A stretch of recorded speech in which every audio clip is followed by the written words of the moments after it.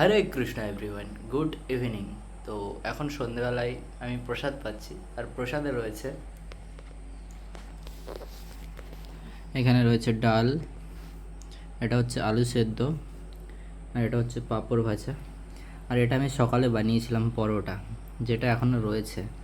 কারণ আমি এটা খাওয়ার পরে আর প্রসাদই পাইনি, দুপুরের সকালে কখনো প্রসাদ পাইনি।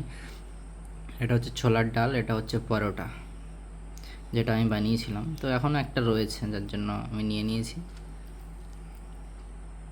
তো চলো খাওয়া যাক।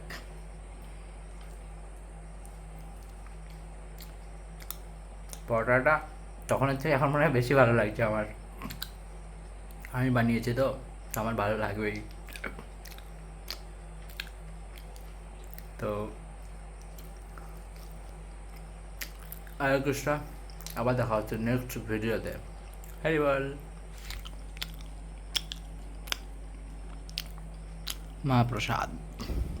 কে কে আমার মতো এরকম খেতে ভালোবাসো?